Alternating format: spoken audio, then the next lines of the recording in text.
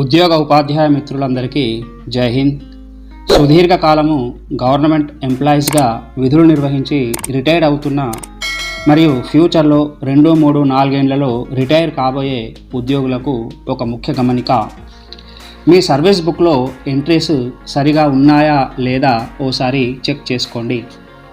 Service బుక్లో entries సరిగా లేకపోవడం వల్ల రిటైర్ అయిన ఉద్యోగులు అనేక సమస్యలు ఎదుర్కొంటున్నారు.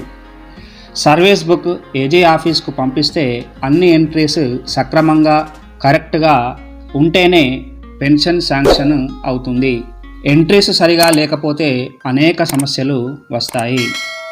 ప్రతి ఉద్యోగి సిపిఎస్ ఉద్యోగి అయినా లేదా ఓపీఎస్ ఉద్యోగి అయినా తమ సర్వీస్ రిజిస్టర్ను ఓసారి తప్పకుండా చెక్ చేసుకుంటూ ఉండాలి. సర్వీస్ రిజిస్టర్లో ఈ ఎంట్రీస్ తప్పకుండా ఉండాలి. ఈ ఎంట్రీస్లో కొన్ని అతి ముఖ్యమైన ప్రతి సంవత్సరం చేసే ఎంట్రీస్ కూడా ఉన్నాయి. అవి ఏంటియో వాటి గురించి తెలుసుకుందాం. ఈ ఎంట్రీస్ పెండింగ్లో ఉంటే సంబంధిత డీడీఓల ద్వారా వెంటనే ఎంట్రీస్ను చేయించుకోండి. చూడండి, ప్రతి సంవత్సరము తప్పకుండా చేయవలసిన ఎంట్రీస్. Number 1, AGI entry. దీనిని యాన్యువల్ గ్రేడ్ ఇంక్రిమెంట్ ఎంట్రీ అంటాము.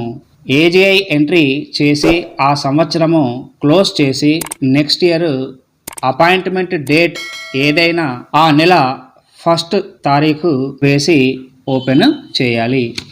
మరియు క్లోజ్ మరియు ఓపెన్ చేశాక డీడీఓ సంతకము మరియు స్టాంపు తప్పకుండా ఉండాలి.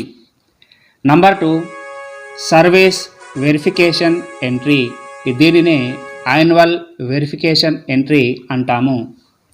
మీరు ఎన్ని సంవత్సరాల సర్వీసు పూర్తి చేశారో అన్ని సంవత్సరాలకు సర్వీస్ వెరిఫికేషన్ ఎంట్రీస్ మీ సర్వీస్ బుక్లో తప్పకుండా ఉండి తీరాల్సిందే. ఓసారి చెక్ చేసుకోండి. Number 3, GIS entry. జిఐఎస్ అనేది నెల నెల మనము జీతం ద్వారానే చెల్లిస్తున్నాము కాబట్టి ఆ అమౌంట్ ఎంత ఉందో సంవత్సరానికి లెక్కగట్టి ఎంట్రీ చేయాలి. Number 4, ELs entry. Every year జనవరి 1 మరియు జూలై 1 నాడు 2 సార్లు వెకేషన్ డిపార్ట్మెంట్ అయితే 3+3, నాన్ వెకేషన్ డిపార్ట్మెంట్ అయితే 15+15 తప్పకుండా ఎంట్రీ చేయాలి. Number 5, half pay leaves entry. ప్రతి ఉద్యోగి సంవత్సర కాలము సర్వీసు పూర్తి చేస్తే 20 హాఫ్ పే లీవ్స్ మనకు వస్తాయి. ఆ హాఫ్ పే లీవ్స్ అకౌంట్ను సక్రమంగా ఉండేటట్టు ప్రతి సంవత్సరము హాఫ్ పే లీవ్స్ ఎంట్రీస్ ఉండేటట్టు చూసుకోవాలి. Next number 6, AAS entries. దీన్ని ఆటోమేటిక్ అడ్వాన్స్మెంట్ స్కీమ్ ఎంట్రీస్ అంటాము. ఈ ఏఏఎస్ అనేది ప్రతి ఉద్యోగికి ఒక క్యాడర్లో 4 ఏఏఎస్లు వస్తాయి. 6 ఇయర్స్, 12 ఇయర్స్, 18 ఇయర్స్, 24 ఇయర్స్ చేసే ఎంట్రీ. ఇది తప్పకుండా సర్వీస్ బుక్లో కరెక్ట్గా ఉందా లేదా అనేది చెక్ చేసుకోవాలి. Number 7, promotion entry. మీ సేవా కాలంలో మీకు ప్రమోషన్ వస్తే ప్రమోషన్ ఎంట్రీ తప్పకుండా చేయాలి.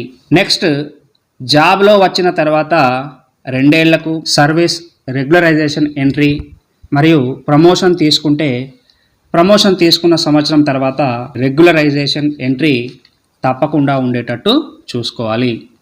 Next number 9, GPF account entry. ఇది పాత ఉద్యోగులకు వర్తిస్తుంది. ఇప్పుడు అందరూ సిపిఎస్ ఎంప్లాయీసే కాబట్టి సిపిఎస్ ఎంప్లాయీస్ అయితే PRAN account number entry service బుక్లో తప్పకుండా ఉండాలి.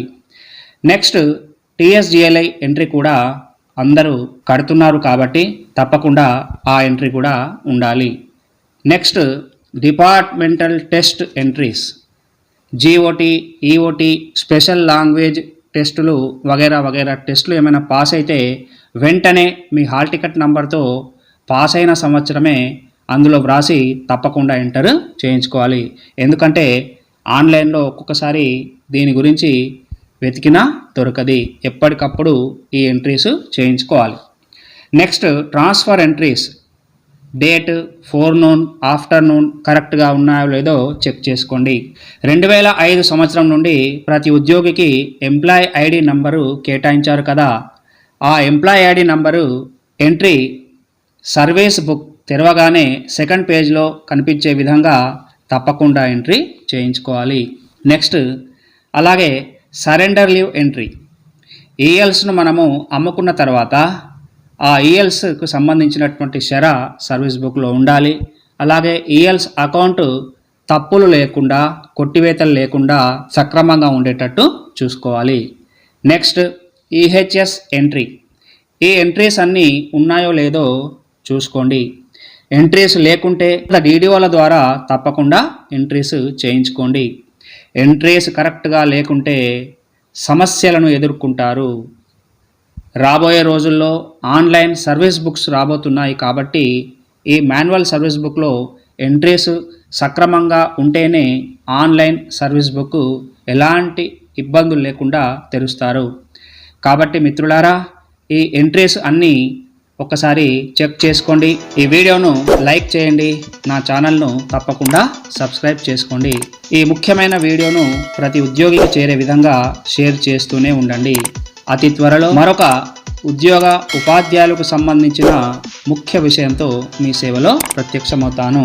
అప్పటి వరకు సెలవు. జై హింద్.